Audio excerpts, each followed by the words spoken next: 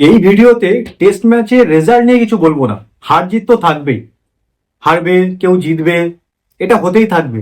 কিন্তু একটাই জিনিস বলার, সেটা হলো টেস্ট ক্রিকেট ছিল, আছে, থাকবে।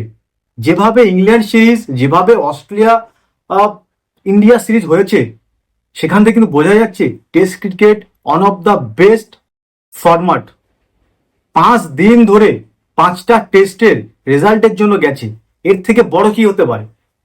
অনেক টেস্ট আছে যেখানে 2 দিন 4 দিনে 3 দিনে শেষ হয়ে যায়, কিন্তু ইন্ডিয়া ভার্সেস ইংল্যান্ড 2025 সফরটা কিন্তু নতুন টিম, নতুন কোচ, নতুন ক্যাপ্টেন, অতটা ইজি নয়।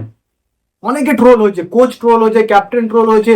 যখনই বিরাট কোহলি থেকে রোহিত শর্মার মতো প্লেয়াররা রিটায়ার নিল, আমরা বলেছিলাম যে এই টিম যাচ্ছে কি করবে, দেখালো তো।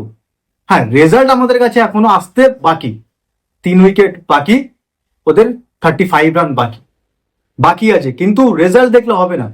মিশন শুরু হয়ে গেছে। হার হারই হয়, বাট কিভাবে হারছো সেটাও ম্যাটার করে। 5 ডেসে এনে এখনো কিন্তু 3 উইকেট হোপ আছে। কেউ ভেবেছিল হ্যারি ব্রুক 100 করার পরে ইন্ডিয়া এই হোপটা থাকবে? এটা ভারতীয় team all time come back করবে। যারা জানে, যারা টেস্ট ক্রিকেট দেখে, তারা জানে 1 brings 2। একটা উইকেট পড়লে তার পিছনে 2টো লাইন দেবেই দেবে।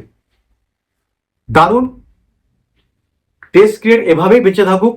This is the beauty of cricket.